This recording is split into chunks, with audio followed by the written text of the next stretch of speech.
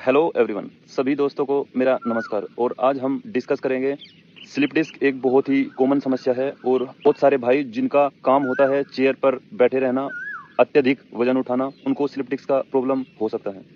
Slip disc या L4, L5 और S1 में होने वाले माइनर बल्ज के लिए सबसे जरूरी है कि हम स्पाइन की एनाटॉमी और फिजियोलॉजी को थोड़ा समझें। तो बड़े ही सिंपल वर्ड्स में अगर मैं बताऊं तो स्पाइन हमारी 5 पार्ट्स में डिवाइड होती हैं, जिसमें 31 वर्टेब्रे होते हैं।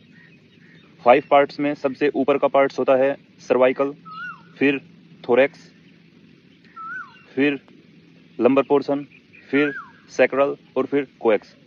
सर्वाइकल के पोर्शन में 8 वर्टेब्रे होते हैं, C1 to C8। Cervical basically हमारे बॉडी में सेंसरी सोमेटिक जो फंक्शंस होते हैं उनके लिए रिस्पॉन्सिबल होता है। 1 to C3 हमारी नेक के सपोर्ट के लिए होता है। C3 to C5 हमारे डायफ्राम, हमारे लंग्स की सपोर्ट के लिए होता है, उसके फंक्शंस के लिए होता है। और C5 to C8 हमारे हैंड्स के मूवमेंट के लिए, हमारे शोल्डर्स मूवमेंट के लिए होता है। हमारे थोरैक्स के पोर्शन में 12 वर्टेब्रे होते हैं, T1 to T12, जो कि बेसिकली हमारे एब्डोमेन, हमारे लोअर ट्रंक, वेस्ट पोर्शन को रेगुलेट करते हैं या कहे कि उनसे कनेक्टेड होते हैं। और फिर है लंबर पोर्शन। लंबर पोर्शन में 5 वर्टेब्रे होते हैं, उनके नीचे सैक्रल में भी 5 वर्टेब्रे होते हैं और कोएक्सी में 1 वर्टेब्रे होते हैं। तो टोटल 31 वर्टेब्रे हैं।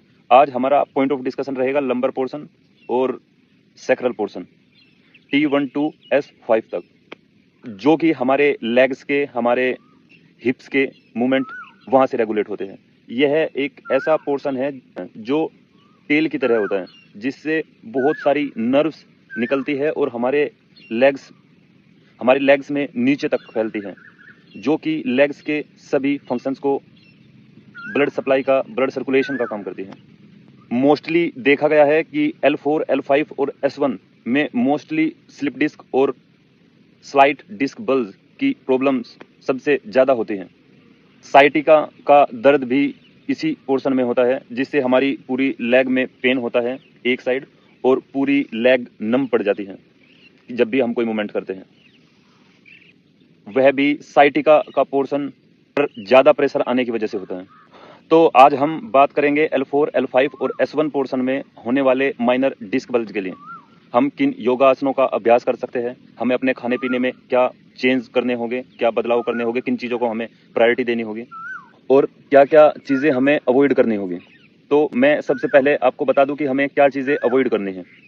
हमें फॉरवर्ड बेंड अवॉइड करना है, कि हमें बहुत ज़्यादा फॉरवर्ड नहीं बेंड करना है खुद को, इससे हमारी जो प्रॉब्लम है वो और ज़्यादा एसेंचुएट होती है। हमें जर्की ट्रैवल नहीं करना है, ऐसा ट्रैवल जो बहुत ज़्यादा, जहाँ पर बहुत ज़्यादा गड्ढे वगैरह होते हैं, हमें ऐसी जगहों में ट्रैवल कम करना है, जिससे हमारी स्पाइन में अनचाहा जर्क ना आए। हमें हैवी वेट लिफ्टिंग को अवॉइड करना है।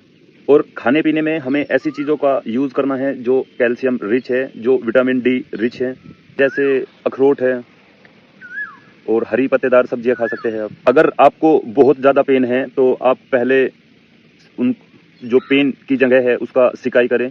और सिकाई करने के लिए अगर आपको बहुत ज़्यादा प्रॉब्लम है तो आप सिकाई कर सकते हैं ऑयल से।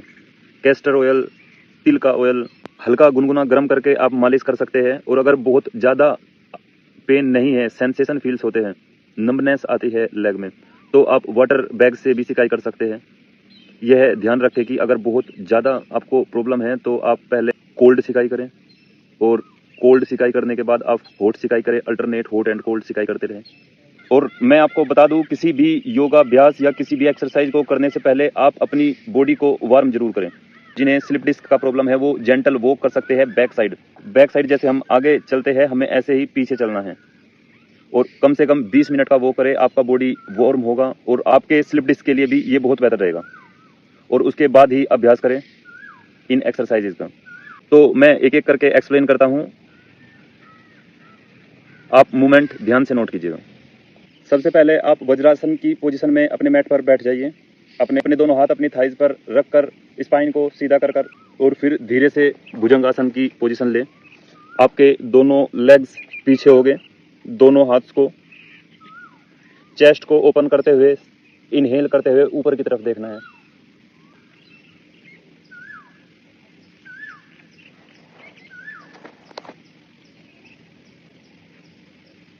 यह है कम से कम 10 सेकंड होल्ड करें और फिर धीरे से सांस छोड़ते हुए नीचे आना है। यह 3 बार अभ्यास करें और हर अभ्यास में इसे होल्ड करें 10 to 20 सेकंड्स, जितना आपको कंफर्टेबल लगे। फिर दूसरा अभ्यास है टेबल टॉप पोजीशन में।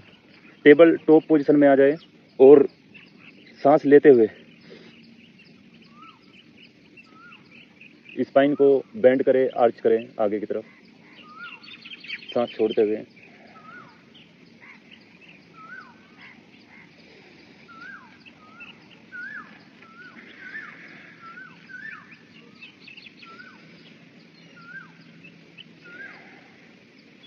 अभ्यास के लिए आप लेट जाएं, अपने लेग को, राइट लेग को लेफ्ट लेग के ऊपर रखें और अपने लेफ्ट लेग को हाथ से ऐसे पकड़ लें। ये सभी अभ्यास करते समय आपको ध्यान रखना है कि आप बड़े ही जेंटली ये अभ्यास करें, अपने माइंड को अपनी मसल्स से कनेक्ट करें। जल्दबाजी में कार्डियो हेल्थ के लिए या भागदौड़ में अभ्यास नहीं करना है, बड़े आराम से अभ्यास करें। माइंड से अपने बॉडी में होने वाले खिंचाव को महसूस करें, कॉन्शियसली अपनी ब्रीथ को मैनेज करें। क्योंकि जब आप जेंटल जो है अभ्यास करेंगे, जब आप जेंटल एक्सरसाइजेज करेंगे तो आपकी बॉडी, आपका माइंड, आपकी मसल्स कनेक्ट होंगे एक दूसरे से, और जो माइंड से जो सिग्नल भेजे जाते हैं मसल्स को, वो एक दूसरे से बेहतर कनेक्ट करेंगे, जिससे आपके लेग्स में होने वाली सेंसेशन, लेग्स में होने वाली नमनेस बहुत कम होगी।